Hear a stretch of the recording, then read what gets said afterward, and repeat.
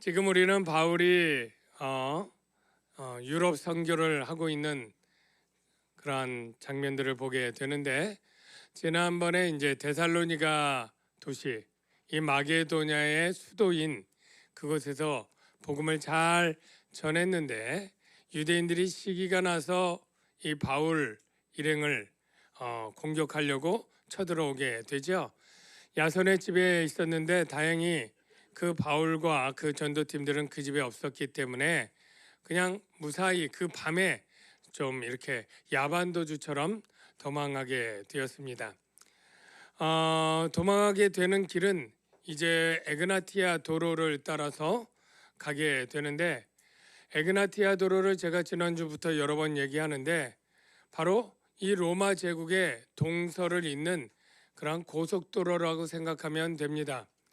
우리 경부고속도로가 생기면서 우리나라가 획기적으로 산업 발전을 이루었다라고 이야기들을 하는데, 근데 그 당시의 기술력으로 참 그것이 벅차고 힘들었다고 합니다. 오래 걸리기도 했지만 340km나 되는 그 도로를 만드는 게 보통 어려운 일은 아니었던 모양인데요. 지금 에그나티아 도로는 언제적 얘기냐면 바울 시대보다 200년 전에 만들어졌고요. 그 거리가 1120m나 됩니다. 1120km 정도가 되는데요. 잘 안 보입니다만 하여간 가로로 빨간 줄로, 비잔티움, 지금 콘스탄티노플부터 데살로니가를 중간에 끼고 하여간 동서를 잇는 이게 에그나티아 도로고요. 그 밑에 도로 지금 남아있는 사진입니다. 저렇게 이렇게 큰 돌로 이렇게 쭉 되어 있는 거, 저게 이제 지금 곳곳에 남아있는 도로인데요.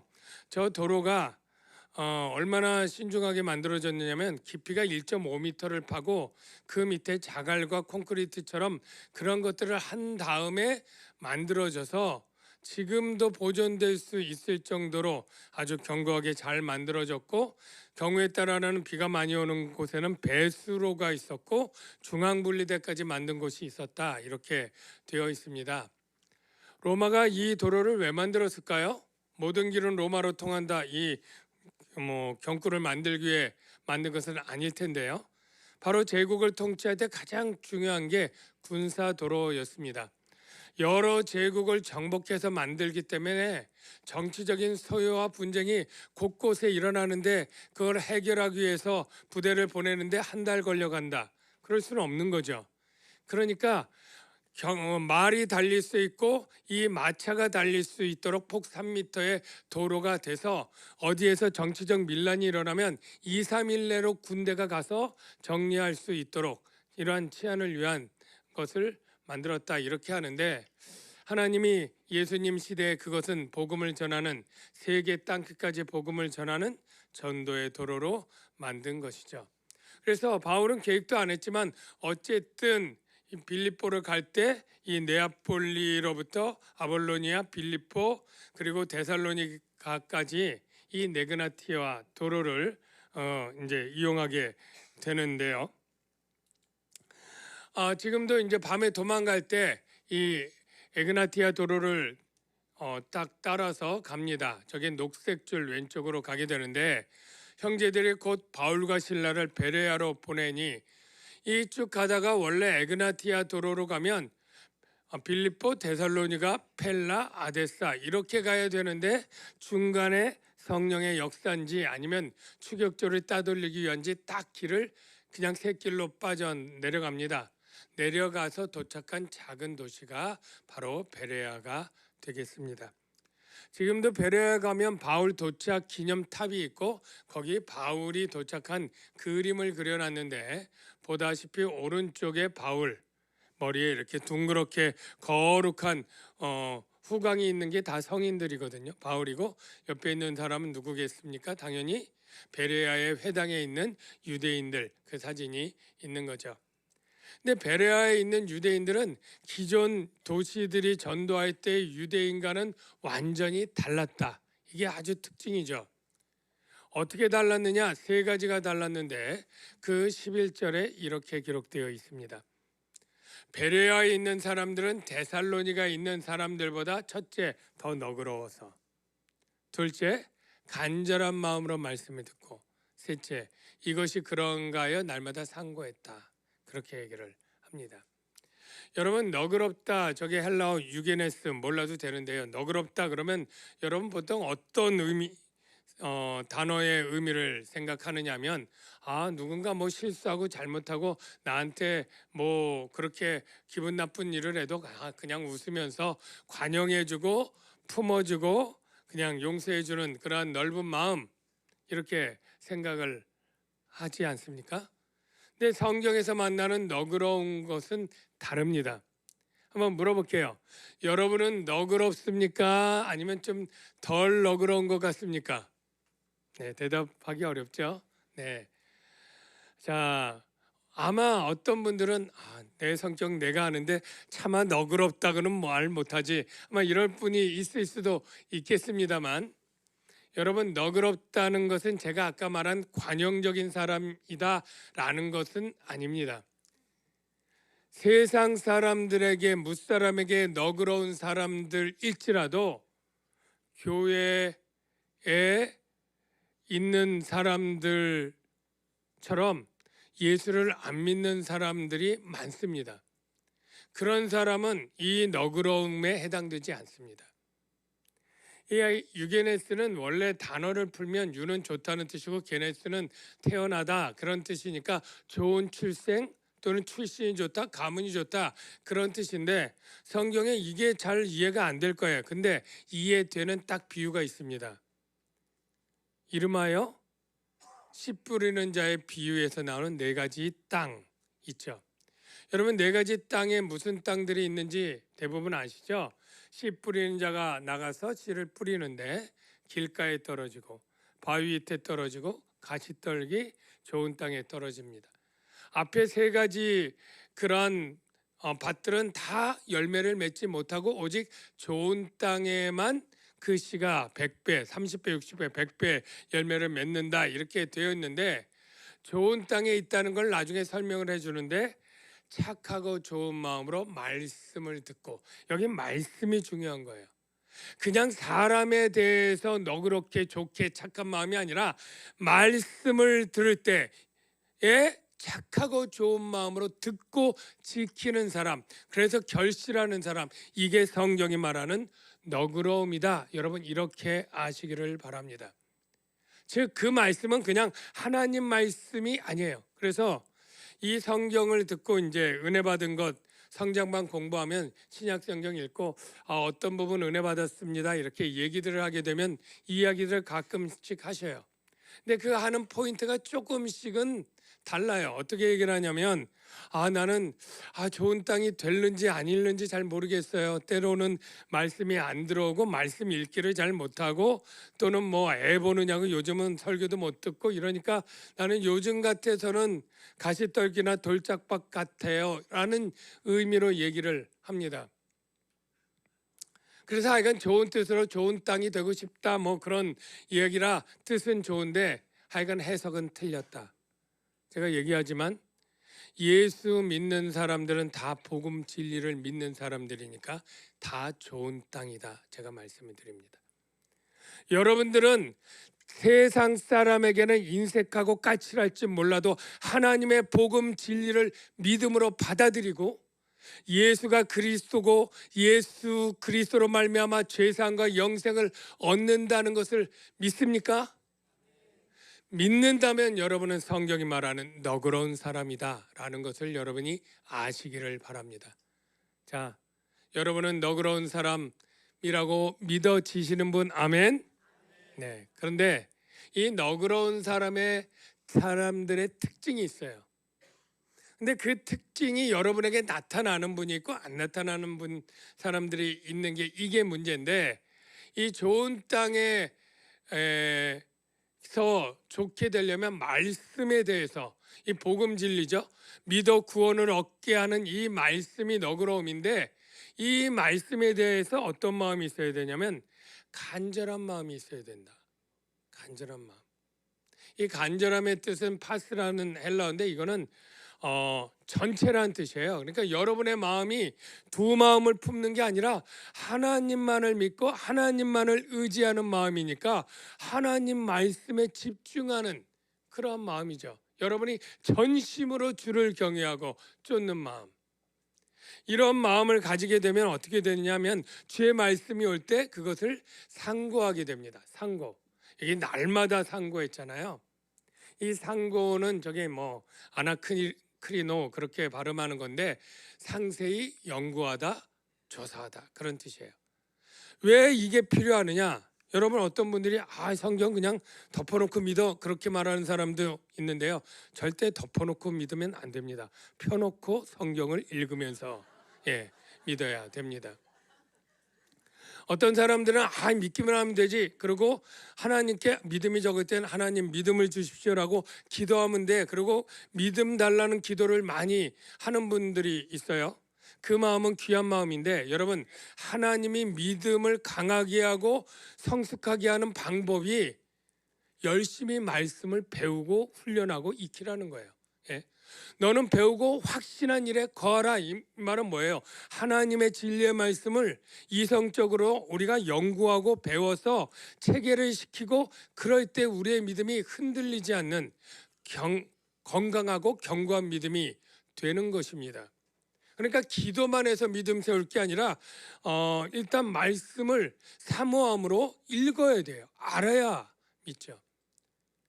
구약 시대 그 유대인들은 하나님 말씀을 너무나 사모하고 내가 종일 동안 외우고 암송하고 이렇게 했다는 고백들을 시편에 많이 담겨놨는데 그중에 몇 절만 소개를 하면 이렇습니다. 주의 말씀의 맛이 내게 어찌 그리 단지요 내 입에 꿀보다 더 단이이다. 그 당시에 꿀이 제일 단 거였죠. 근데 이 말씀을 들을 때 이 옛날에 우리 어렸을 때 당분이 부족할 때 정말 사탕 귀할 때 그 사탕 하나가 얼마나 맛있어서 그냥 깨물어 먹으면 아까워서 빨아먹고 하지 않았습니까? 이 당시에 이 꿀이 얼마나 귀하고 값지고 맛있는 음식인지 바로 주의 말씀을 들을 때 내 심령이 그렇게 기쁘고 즐겁다고 노래하는 거죠. 그래서 내가 주의 법을 어찌 그리 사랑하는지요 내가 그것을 종일토록 아침 한나절이 아니고 저녁 한나절이 아니라 아침 점심 저녁 온종일 내가 그것을 작은 소리로 계속 읊조리나이다. 계속 암송하고 외우고 하고 했다는 거예요. 내가 날이 밝기 전에 잠은 자야 되고 자다가 밝기 전에 부르짖어 주의 말씀을 바라싸우며 주의 말씀을 조용히 읊조리라고 내가 새벽녘에 눈을 떴나이다. 이게 바로 간절한 사람들의 마음이죠. 여러분 어떻습니까? 우리는 이렇게 하나님의 말씀을 간절히 사모합니까? 지금 성경 공부반들을 하는 분들은 억지로라도 성경을 읽게 되니까 처음에는 억지로 숙제 때문에 읽다가 점점 성경을 읽는 재미가 있고 즐거워요. 그렇게 얘기를 합니다. 그런데 공부반 끝나면 다시 돌아가요. 다시 공부한 시작하면 또 시작했다 또 돌아가고 하는 이게 우리의 게으른 그러한 죄성이 있는데 여러분 축복합니다. 억지로 해야 돼서 하는 것이 아니라 정말로 이 말씀이 내 영혼에 목마른 나에게 생수와 같은 그런 기쁨들을 느끼면서 하나님의 말씀을 배우시기를 바랍니다. 아예 모를 때는 아예 사모하지도 않는데 여러분이 읽어가면 읽어갈수록 새로운 것을 깨닫는 즐거움, 하나님이 주시는 이 말씀의 신비한 것들을 체험하면서 더 강격하게 되고 간절한 마음을 갖게 되는 줄로 믿습니다. 그런데 하나님은 우리가 이렇게 믿음이 견고하기 위해서 말씀을 읽으라고 배우라고 사모하라고 얘기하고 우리에게만 맡겨준 것은 아닙니다. 왜냐하면 하나님의 말씀은 우리의 이성으로 논리적으로 다 해결되지 않습니다. 어떤 부분은 초과학적이고 초이성적인 내용들이 많기 때문에 그것은 하나님께서 우리에게 믿음으로 그 사다리를 올라탈 수 있도록 도와주셔야 됩니다. 그래서 우리는 하나님께서 내가 이 말씀을 들을 때 깨달을 수 있도록, 믿을 수 있도록 도움을 구하면서 읽어야 되고, 하나님이 도와주셔야 그것이 우리의 믿음이 되는데요. 그래서 성경에 보면 그런 하나님의 역사를 사모하는 말씀들이 여러 구절이 있는데요. 이런 것이죠. 내 눈을 열어서 주의 율법에 놀라운 것을 보게 하소서. 책을 열고 내가 읽고 하는 것은 내가 할 수 있어요. 그러나 내 육신의 눈이 아니라 영안을 열어서 주의 율법에 기이하고 놀랍고 신비한 것들, 하나님이 말씀으로 천지를 창조했다, 내가 아무리 100번을 읽어도 그게 믿어지게 하는 것은 성령 하나님의 역사 없으면 안 되는 줄로 압니다. 그러니까 이런 것들을 내가 책을 펴서 시간을 내고 열심히 소리내어 읽는 것은 내 인간의 책임으로 노력으로 하지만 그것대로 믿어지게 하는 건 성령의 역사가 꼭 필요한 것입니다. 그래서 나에게 주의 법도의 길을 깨닫게 하여 주소서. 내가 주의 법도를 읽겠습니다. 깨닫게 하는 것은 주님이 도와주십시오. 루디아의 경우, 얼마 전에 루디아라는 한 여자가 말을 듣고 있을 때 떠나지 않고 그 자리에 앉아서 바울의 설교를 1시간이고 2시간이고 듣고 있는 건 내 책임이고 내 노력이에요. 그런데 주께서 그 마음을 열어주시는 건 주님이 하시는 거죠. 그래서 바울의 말을 따르게 하시니라. 어쨌든 이 바울이 이 베레아 유대인들에게 딱 이렇게 설교를 할 때 뭘 설교했겠어요? 너희가 읽고 듣던 율법의 모든 내용은 바로 예수 그리스도에 관한 것이었다 라는 거죠.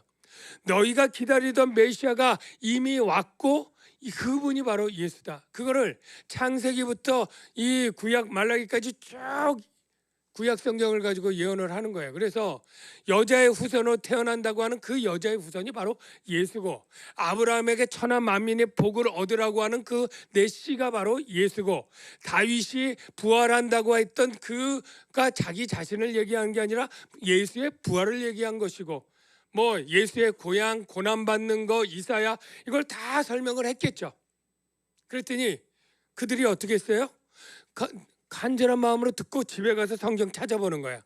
정말 설교 똑바로 했나 안 했나, 이런 사람이 제일 무서운데 하여간 찾아보면서 구절 맞나, 어떻게 그 내용이 맞나 이렇게 막 보면서 보니까 점차 정말 그러네, 정말 그 뜻이었네, 정말 이게 예수였네, 그러고 확신 가운데 있어서 아주 특이하게 베레아에는 이방인보다 유대인이 훨씬 더 많이 믿었어요. 그래서 유대인이 가장 많은 수가 회심해서 생긴 교회가 베레아 교회예요. 그래서 봅시다. 그 중에 믿는 사람이 많고, 이 그 중은 아까 유대인 회당에 그 중에 믿는 사람이 많고, 또 이방인도 있죠. 그래서 헬라의 귀부인과 헬라 남자들이 적지 아니하나, 적지 아니하나보다 많다가 더 많은 거잖아요. 적지 않은 정도니까 적지는 않고 조금 어느 정도 되고, 여기는 많으니까 유대인들이 훨씬 많이 시작되게 된 교회가 베레아 교회예요. 그래서 그 베레아 교회의 대표적인 사람이 누구냐 그랬더니 소바더가 나와요. 아시아까지 나중에 바울과 함께 가는 자는 베레아 사람 브로의 아들 소바더.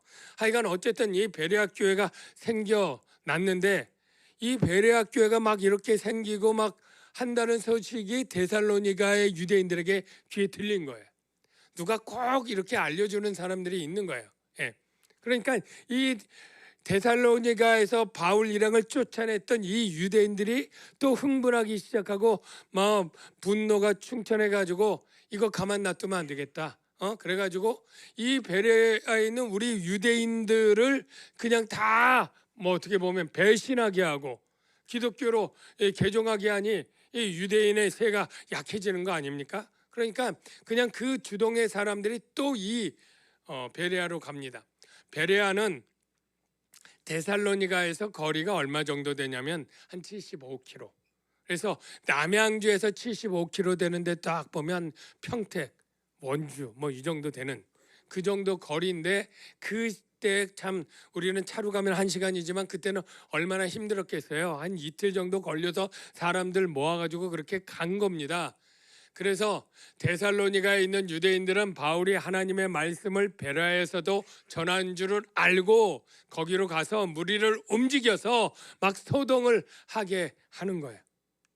여러분, 이럴 때 좀 이상하지 않습니까? 아니, 유대인들은 같은 동족인데 이방인도 아니고 왜 이렇게 철천지 원수가 진 것처럼 바울을 못 살게 굴어서 이렇게 원정대까지 보내는가? 라고 궁금한다면 대답은 이거죠. 바로 바울이 하나님의 성령으로 역사해서 이렇게 고난과 박해도 이렇게 나가는 것처럼 이 유대인들은 자신의 의지와 능력이 아니라 여기에도 사단의 역사가 있다. 예. 하나님을 대적하는 사단의 역사가 하나님의 열심 못지않게 사단의 열망이 이렇게 공격하는 일이 있다는 거예요. 그것은 성경의 여러 가지 비유로 확인해 주고 있죠. 여러분, 사단은 마귀, 한국말로 하면 마귀죠. 사탄은 원래 영어식이고요. 근데 비유로 하면 짐승 가운데 사탄을 비유한 짐승이 뭐죠? 뱀 또는 용이죠. 자, 용이 어떤가 봅시다. 용이 여자에게 분노하여 돌아가서 그 여자의 남은 자손이 누구냐면 바로 여러분들 교회예요. 곧 하나님의 계명을 지키며 예수의 증거를 가진 자, 이 말이 다 교회죠. 이들과 더불어 싸우려고 바다 모래 위에 서 있더라. 그냥 포효하면서 싸우려고 공격하려고 이렇게 있다는 게 계시록에 설명되어 있어요. 너희 대적 마귀가 우는 사자같이 두루다니며 삼킬 자를 찾나니, 이게 사단의 영적 상태를 비유한 건데요. 이 우는 사자는 왜 울어요? 너무 배고프니까.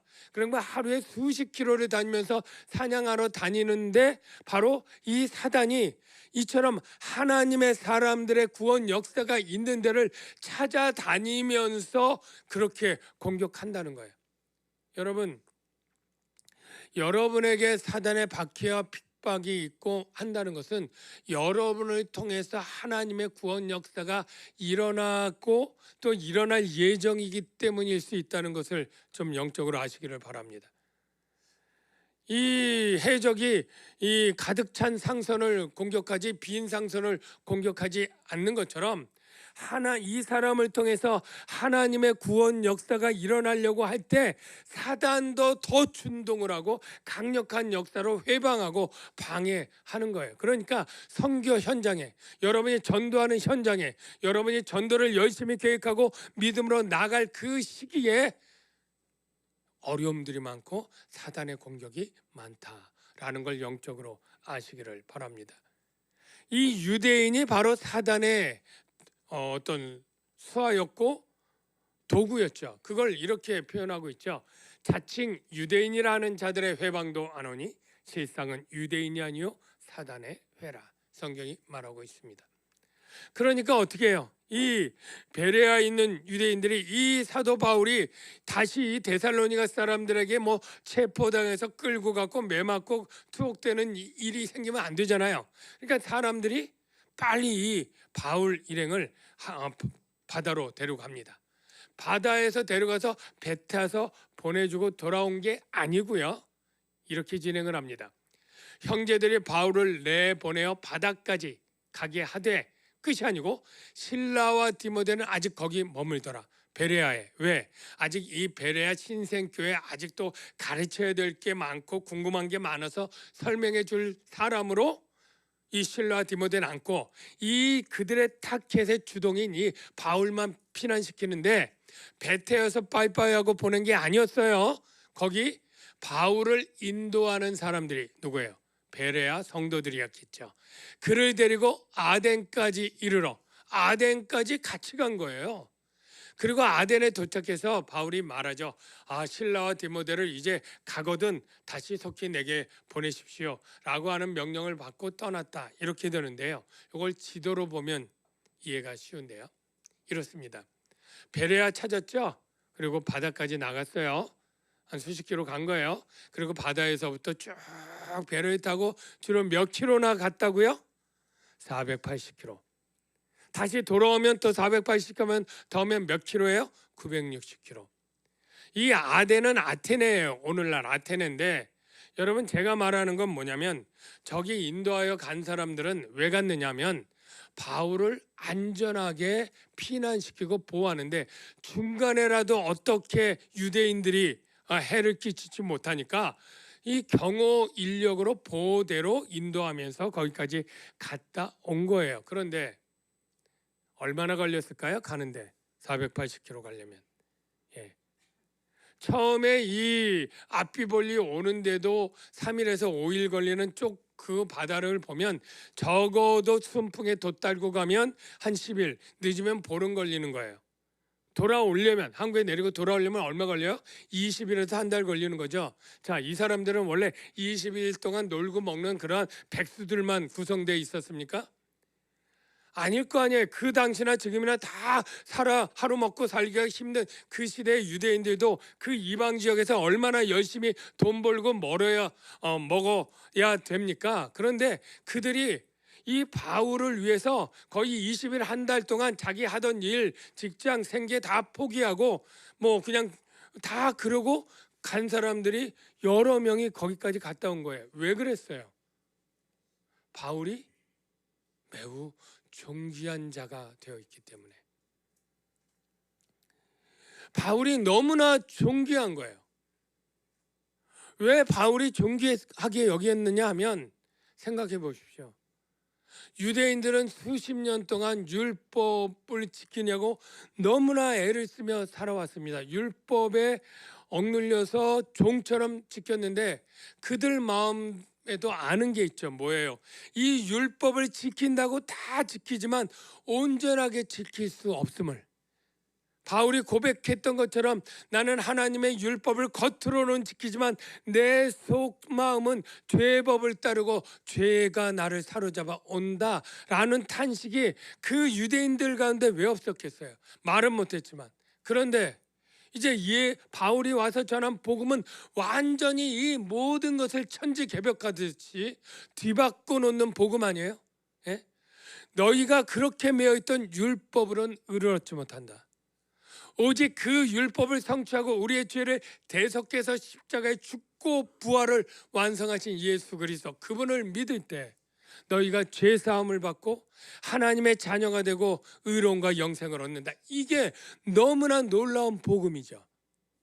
그런데 이 복음을 전하는 사람이 그 당시에 뭐 많아요? 몇 명 없고 정말로 귀하게 그것도 어쩌다가 우리 베레아로 온 이 바울 일행이 전하고 있는데 그 바울을 체포해서 가두거나 해를 꽂힌다면 이 복음을 더 배우고 싶고 더 알고 싶은데 누가 가르쳐 줍니까?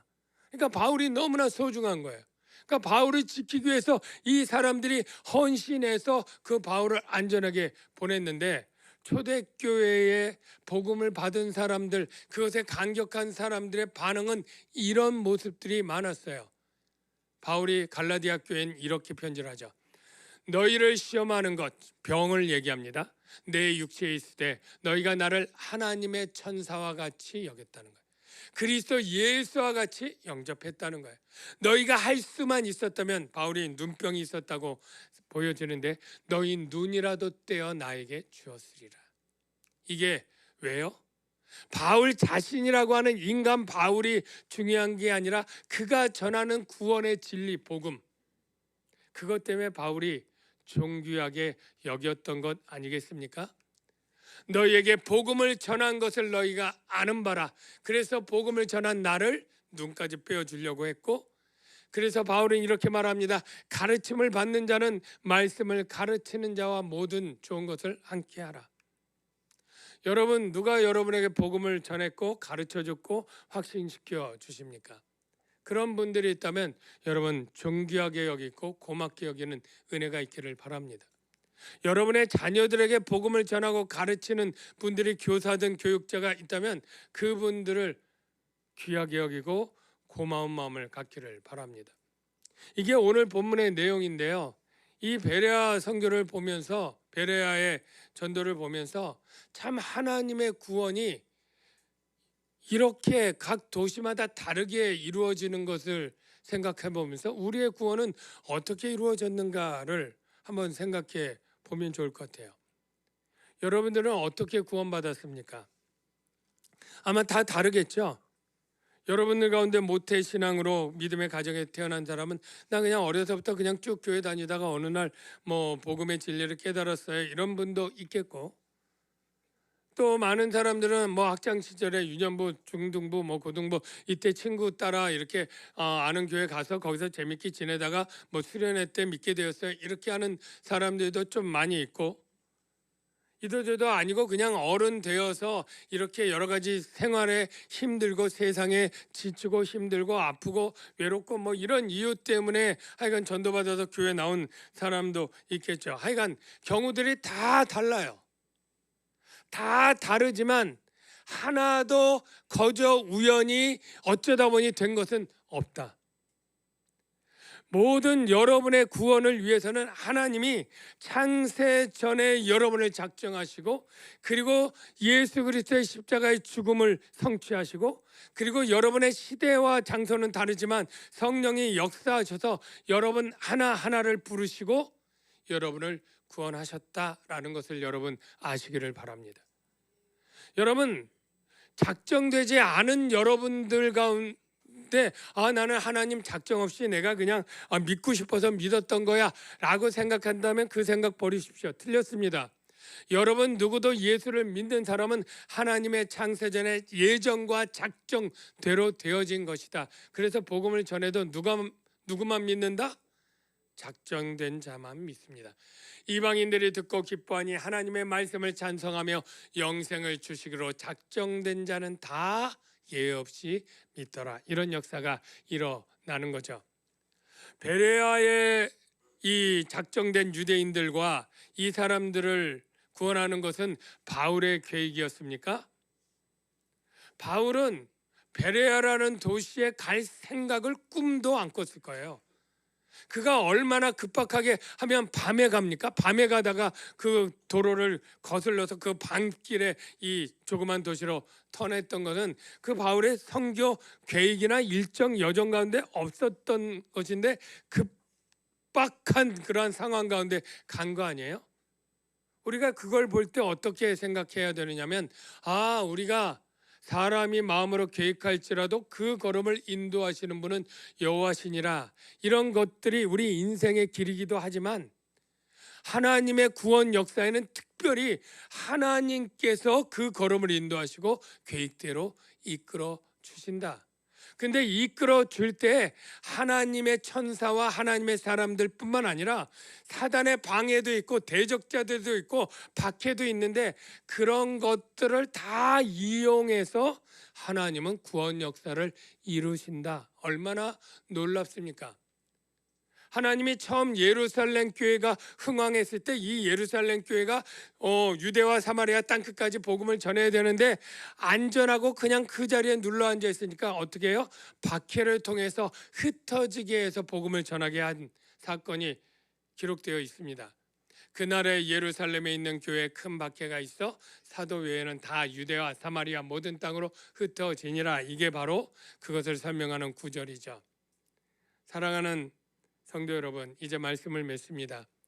여러분들 모두 성경에 보면 복음 진리를 받는 너그러운 사람이었고, 그리고 좋은 땅이었다라는 것을 아시기를 바랍니다. 그리고 여러분이 구원받는 시기와 방법들은 다 다르지만 하나도 우연히 어쩌다가 된 것은 없고, 하나님의 놀라운 계획 가운데, 놀라우신 부르심 가운데 있었던 일임을 확신하시길 바랍니다.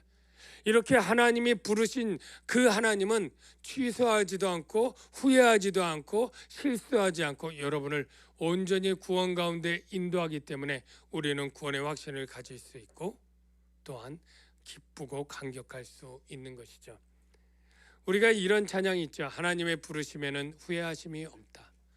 내가 이 자리에 있는 것 주의 부르심이고 하나님의 부르심에는 결코 실수가 없기에 우리의 부르심이 취소되는 법이 없고요, 우리는 확실하게 되는 거죠. 이 하나님의 부르심을 신실하게 믿을 때 우리 안에는 감격이 있고 기쁨이 넘치게 되는 것입니다. 이 시간에 하나님의 구원 감격이 넘치게 주님 도와 주십시오. 우리 같이 찬양하도록 하겠습니다. 하나님